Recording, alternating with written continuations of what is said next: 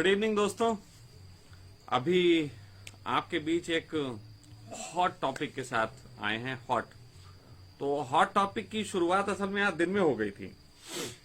दिन में मैंने आज फेसबुक पे ही एक हमारी महिला मित्र हैं, तो मित्र मतलब मैं बातचीत कभी उनसे नहीं हुई मेरी, लेकिन फेसबुक पे वो हैं। तो आज उनकी प्रोफाइल पे मैंने कुछ ऐसी पोस्टें देखी जिसमें ऐसा नजर आया कि वो पुरुषों के प्रति बड़ी हिंसा से भरी हुई हैं। मतलब पुरुष दुनिया के सब बकवास होते हैं, दो कौड़ी के होते हैं, सब कामुक होते हैं, सेक्सुअल होते हैं, और स्त्री बेचारी ठगी जाती है। तो उसके बाद मैंने उनकी प्रोफाइल थोड़ी और देखी। मैंने कहा जरा उनके बारे में थोड़ा देखूं। जब मैं थोड़ा उनकी प्रोफाइल में थोड़ा नीचे गया तो देखा वो आध्यात्मिक भी हैं। वो अपने आप को लगभग एनलाइटेड जैसा कहती भी हैं। फिर मुझे पता लगा वो ध्यान भी कराती हैं, लोगों को गाइड भी करती हैं आध्यात्मिक। मुझे ये बात कुछ थोड़ी समझ में नहीं आई। मैं सिंगल साइडेड समझ रहा था कि एक लेडी पुरुषों से पीड़ित रही तो वो हिंसा से भर गई, वो समझ में आती है बात। ये भी समझ में आता है कि कोई इनलाइटेड हो गई हो, वो अलग रखो पार्ट तो समझ में आता है। लेकिन ये दो पार्ट मैच नहीं करते इसलिए क्योंकि कहीं ना कहीं अगर कोई व्यक्ति एनलाइटेड है तो वो किसी व्यक्ति के प्रति तो हिंसा से भर सकता है।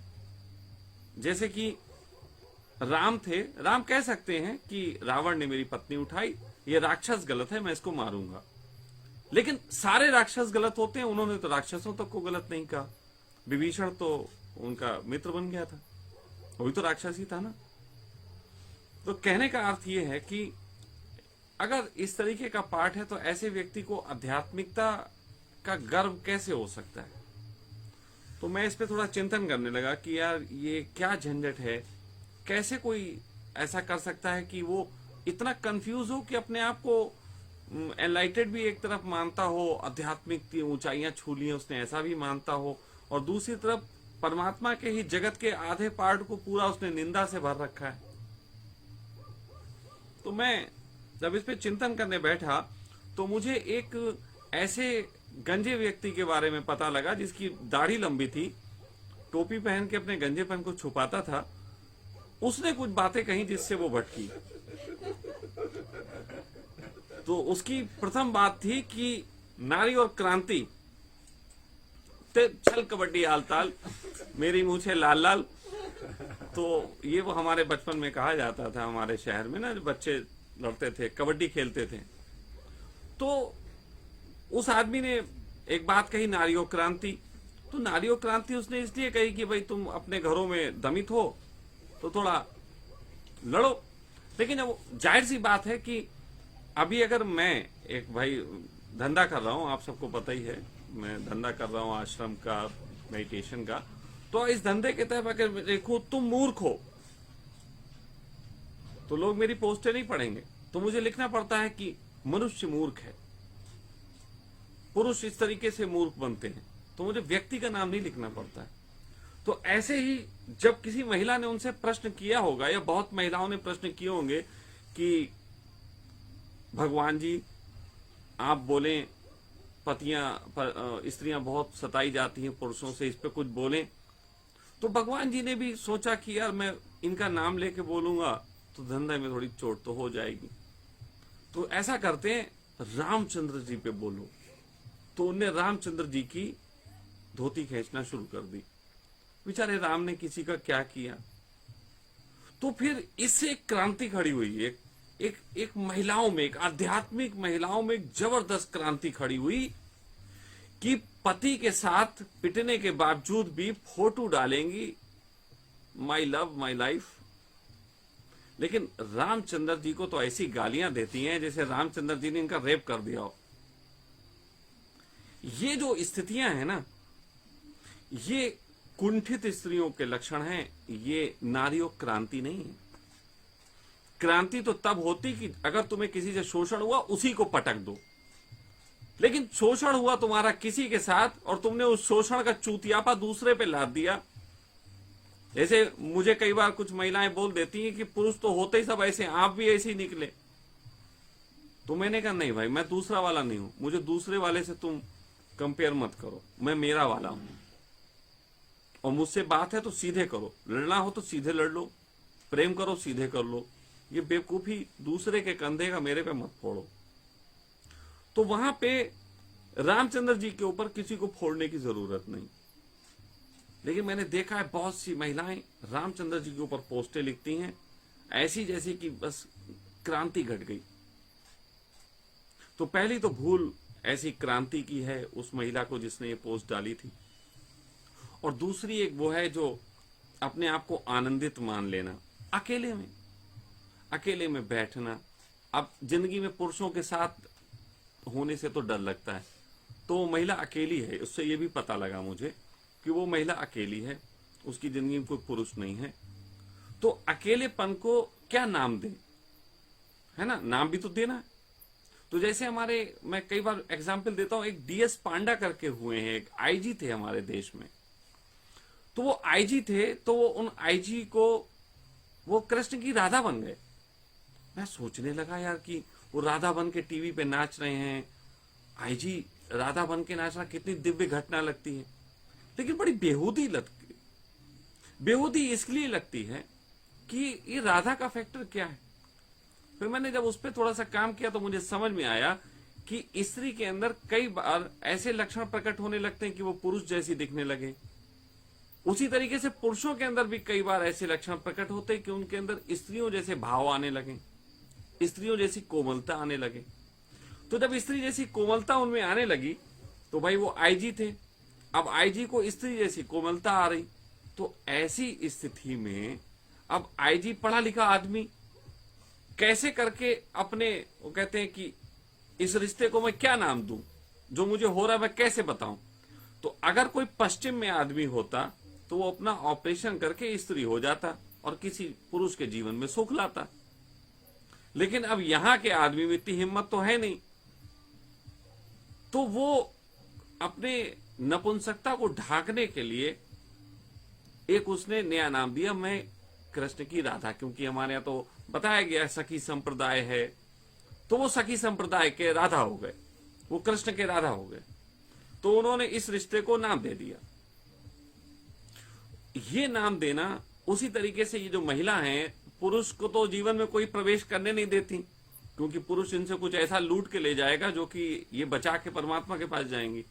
तो ऐसी स्थिति में इन्होंने अपने प्रेम को एक नाम दिया, अपने खालीपन को एक नाम दिया, एकांत, आध्यात्मिकता, स्वयं में जीना, अपने प्रेम में होना। तो इन्होंने ये नाम दे दिया। लेकिन सच बात तो ये है, ना तो ये आध्यात्मिक है और ना ही ये क्रांतिकारी, ये भटकी हुई है।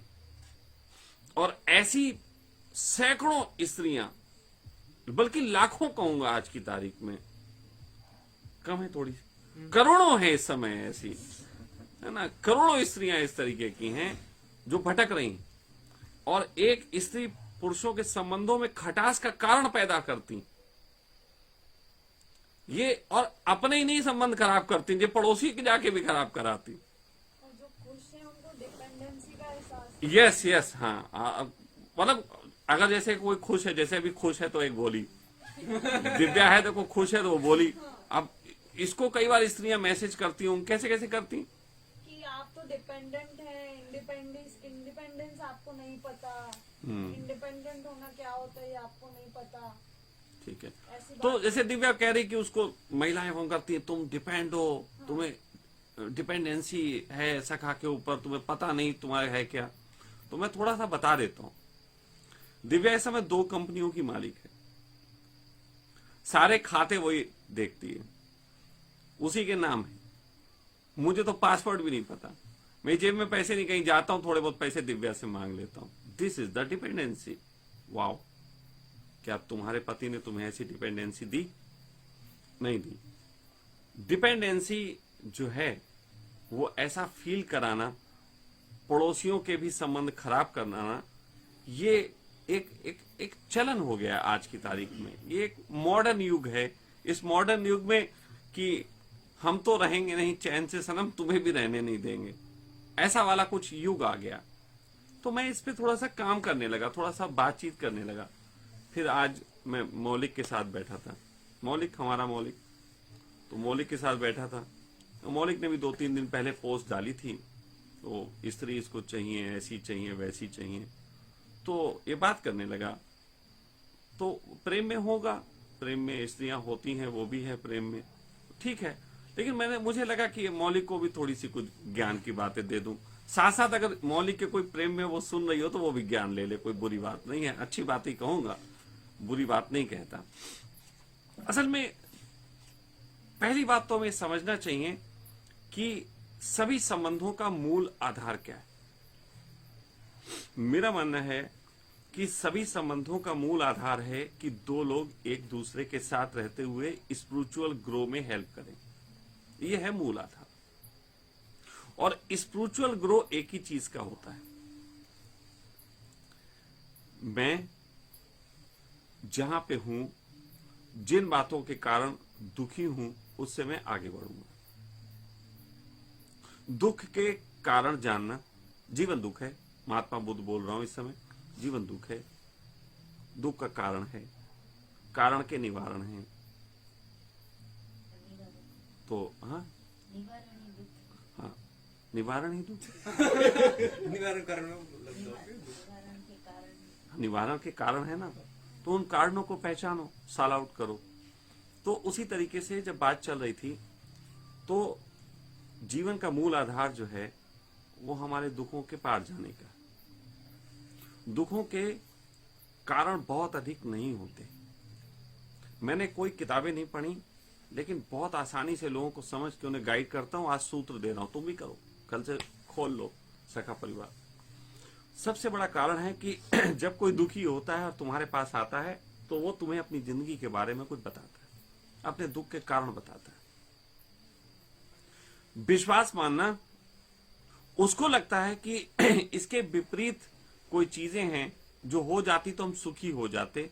लेकिन मैं गहरे में जान गया हूं कि इंसान की सोच और उसके दिमाग के काम करने का तरीका ही उसके जीवन में दुख का कारण है। वो सामने दुनिया संसार को बदल लेना चाहता है, संसार को अपने जैसा बना लेना चाहता है, लेकिन अपने दिमाग को वो अपने जैसा नहीं बनाता। वो दिमाग को हमेशा महान समझता रहता है। ये भूल है। आपको मालूम है कि मैं अपने दिमाग का भी जब एनालिसिस करता हूं तो पाता हूं कि मेरे अंदर भी बीच बीच में वायरसेस लगते हैं, और यही कारण है कि मैं एक जंप आगे कर जाता हूं। मैं एक कोई और चीज, समथिंग न्यू, ये मैं करता हूं, क्योंकि मैं दूसरों के दिमाग को देखते देखते खुद के दिमाग के बारे में बहुत जान गया। आज स्त्री पुरुषों के दिमाग के बारे में थोड़ी बात करता हूं। सबसे पहली बात तो यह है कि स्त्रियों का एक कैरेक्टर है, एक कैरेक्टर जिसको परमात्मा ने देके भेजा, वो है प्रेम। थोड़ा ठंडे हो जाओ प्रेम का नाम सुन। पुरुषों का एक कैरेक्टर है, वो संबंधों में सेक्स ढूंढते हैं। वाओ सेक्स, ऐसा था ना, वाओ। लेकिन क्या ये दोनों की खूबी है, और क्या ये इसको पूरा करने के लिए पैदा हुए? मैं कहूंगा कि आध्यात्मिक लोगों को मेरी बात को समझने के लिए एक बात समझनी पड़ेगी कि परमात्मा तुम्हें पृथ्वी पे भेजता ही है सीखने के लिए, और अगर तुम सीख के नहीं लौटते तो दोबारा भेजता है। दोबारा भेजता है, इसका मतलब अभी तुम नरक में ही हो। तो तुम्हें जो क्षमता देके भेजा है, असल में वो तुम्हारा कोई हुनर नहीं, वो तुम्हारा रोग है। पुरुष का रोग है कि केवल सेक्स के लिए तलाश करता हुआ जीवन व्यतीत करना, और स्त्री का रोग है केवल प्रेम प्रेम का चूतियापा गाते रहना। ये दोनों के रोग हैं, इसलिए इन दोनों रोगों से आगे बढ़ना है। आगे बढ़ने का मतलब अब ऐसा तो है नहीं कि पुरुष सेक्स करना छोड़ दे, और ऐसा भी नहीं कि स्त्री प्रेम करना छोड़ दे। लेकिन क्या ऐसा हो सकता है कि पुरुष के सेक्स करने के जीवन के बीच में एक ऐसी दिव्यता भी घटे कि उसके दिमाग में 24 घंटे सेक्स ना चले? सेक्स जब चले तब तो चले, ठीक है, जिससे लड़े उससे लड़े, ठीक है, जहां कबड्डी हो वहां खेल ले, ठीक है, लेकिन साला दिन भर कबड्डी दिमाग में चले वो ठीक नहीं। उसी तरीके से स्त्रियों को जब किसी के आलिंगन में हो प्रेम को जी लो, लेकिन जब आलिंगन में नहीं हो 500 किलोमीटर दूर से सोना बाबू करने की क्या जरूरत?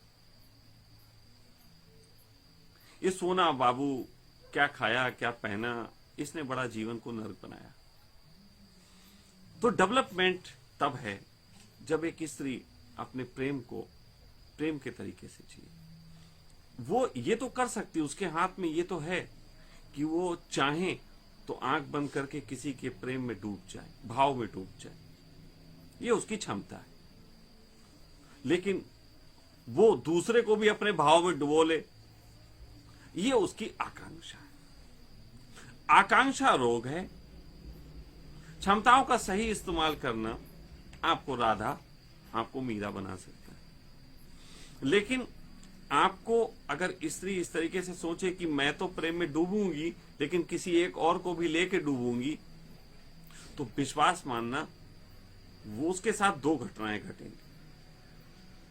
या तो वो एक दिन ये कहती पाई जाएगी कि आप भी वैसे ही निकले, आप पहले ऐसे ना थे, पहले तो आप ऐसा करते थे वैसा करते थे, अब आपके मतलब पूरे हो गए तो ऐसा हो गया वैसा हो गया। या तो ये कहते पाई जाएगी, या बिल्कुल अकेले में बैठी होगी किसी घर में किसी कोने में। जैसे मंदिरा बेदी की बात नहीं कर रहा, वो राम के वक्त में है ना, वो कोप भवन बना के बैठ जाना, या तो कोप भवन में जीवन कटेगा। ये स्त्री की परिणति होगी। यहां इससे विपरीत दूसरा पुरुष, अगर पुरुष केवल और केवल सेक्स के ही संबंधों को महत्वपूर्ण मानता रहा और अपने संबंधों में उसने ऊंचाइयों पे काम नहीं किया, तो उस पुरुष का जीवन भी या तो ऐसा बीतेगा कि वो व्यक्ति या तो मानसिक रूप से कुंठित हो जाएगा, या उसके पास जीवन में कोई भी नहीं रह जाएगा, वो भी अकेला होगा। मानसिक कुंठित हो जाते हैं जो पुरुष, आप उन बूढ़े पुरुषों को देख लें, बूढ़े पुरुषों को देखें, वो मोहल्ले में जाती हुई स्त्रियों को तकते रहते हैं, उनके पैर तकेंगे, उनके जिस्म को तकेंगे, यही करते रहते हैं। पूरे दुनिया में देख लो, यही हो रहा है। लेकिन मैं आपसे एक बात कह देना चाहता हूं, I am a rich sexual, लेकिन उसके बावजूद भी ऐसा जीवन जीता हूं कि दुनिया में एक स्त्री नहीं कह सकती कि इसने मुझसे बात करते हुए मेरे किसी अंग को तका, क्योंकि स्त्री आंख पहचानती है। जितनी स्त्रियां मुझसे आज तक मिली हों, वो कोई भी ये नहीं कह सकती। हां, संबंधों के समय में मैं सेक्सी हूं, बस इतनी सी बात। वो पार्ट है, जैसे भोजन खाते वक्त मैं भोजन खा रहा हूं, मैं थाली के साथ हूं, मैं इस समय आपको बोल रहा हूं तो मैं आपको देख रहा हूं, आपसे बात कर रहा हूं, कोई नहीं संसार में। और यही कारण है मैं सत्य बोल पाता हूं, क्योंकि अगर इस समय मैं सोच रहा होता कोई और है या और किसी ऐसे ने तो नहीं देख लिया जो मेरा जानने वाला ये, तो मैं सच नहीं बोल पाता। तो मैं इसलिए सच बोल पाता हूं। तो ये जो प्रेम संबंध हैं, इनमें मूर्ताओं के बहुत सारे लक्षण प्रकट होते हैं। अब मैं अपनी बात को यहीं पे विराम देते हुए एक चीज कहना चाहता हूं, अगर तुम चाहते हो कि तुम इस मूर्ताओं के संबंध में जो तुम्हारे जीवन में घट रही हैं उनसे आगे आके, और वैसे एक बात बता दूं, जो तुम्हारे जीवन में घट रही है वैसी सबके जीवन में घट रही है, तो एक बार को उन प्रश्नों को उठाओ, अभी उन प्रश्नों को लिखो और इस पे नीचे कमेंट्स के रूप में उसको डालो, फिर वो चाहे कितना भी पढ़ा हो, वो बात उठाओ, और मैं आपको बहुत जल्द ही इसी विषय पे फिर बात करने के लिए, हो सकता है कल ही मैं फिर आपके बीच आऊं, क्योंकि मुझे मालूम है ये इतना बड़ा विषय है कि इस पे जितना भी बोलूंगा उतना कम होगा, और ज्यादा देर आपका मैं लेना नहीं चाहूंगा, नहीं तो फिर आप चैनल बदल देते हो। तो ये मैं आपसे कहना चाहता हूँ। दूसरी एक चीज और कहना चाहता हूँ आज आपसे, यार आप लोगों के लिए मैं इतनी ज्ञान की बातें लाता हूँ, आपके अच्छे आवाज आए इसके लिए भी अब नया सिस्टम लेना पड़ा है, आपको अच्छा वीडियो दिखे इसके लिए मोबाइल है, पैसे खर्च होते नहीं होते। अब तुम लोग इतना तो करो, मेरे वीडियो जहां भी देखते हो, यूट्यूब वगैरह पे जो देखते हो, उसमें जो ऐड वगैरह आते हैं उसको देख लिया करो। इतनी भी जल्दी क्या होती, स्किप बटन दबा देते हो। तो प्लीज डोंट स्किप, है ना। तो आप वीडियो देखो, वीडियो एंजॉय करो। वो जो ऐड दिखाते ना, उसमें जो कुछ चीजें होती हैं खरीदारी की, वो भी आपके काम आ सकती। प्रणाम। Audio Jungle.